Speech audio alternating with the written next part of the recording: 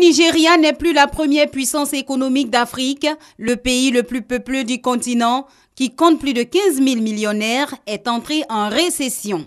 Au deuxième trimestre, le PIB a décliné de 2,24% sur un an, selon le Bureau national des statistiques publié lundi. Contrairement à sa promesse de campagne, Donald Trump ne poursuivra pas l'enquête sur l'affaire des courriels privés d'Hillary Clinton, a affirmé le mardi l'ex-directrice de campagne du président élu. Donald Trump, qui avait promis de jeter sa rivale en prison, dit désormais vouloir aller de l'avant. Le Maroc et plusieurs pays arabes se sont retirés mercredi du sommet afro-arabe de Malabo. Ils protestent ainsi contre la présence à ce sommet de représentants du Front Polisario. Le Maroc, qui considère le Sahara occidental comme son territoire, ne reconnaît pas le Front Polisario qui le lui dispute. Il a d'ailleurs introduit une requête de retrait de cette organisation de l'Union africaine, condition de son retour. Au Burkina Faso, les militaires sont à nouveau autorisés à entrer au gouvernement. Jeudi, le Parlement a voté un amendement en ce sens.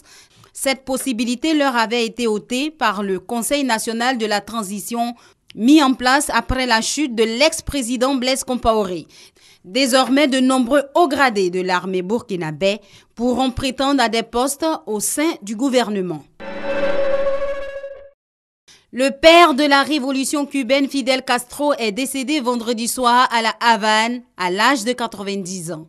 9 jours de deuil national décrétés par les autorités. Les cendres feront le tour de La Havane le samedi prochain. Les hommages au leader Maximo affluent de par le monde. Samedi, les manifestants anti-Pagan ont encore pris d'assaut la grande place de Séoul. Il serait au total 1,5 million dans la capitale et plus de 2 millions à battre le pavé dans tout le pays. Une mobilisation massive et historique pour réclamer la démission de la présidente, engluée dans un immense scandale politico-financier. Elle est accusée par la justice de complicité dans une affaire d'extorsion de fonds à des entreprises. Qui de François Fillon et d'Alain Juppé sera le candidat des Républicains à la présidentielle de 2017? Ce dimanche, les Français ont voté pour le second tour de la primaire. Ils devront départager ces deux finalistes, François Fillon, donné favori dans les sondages à Alain Juppé. C'est donc ce dimanche soir que la droite française connaîtra son candidat à la présidentielle de 2017.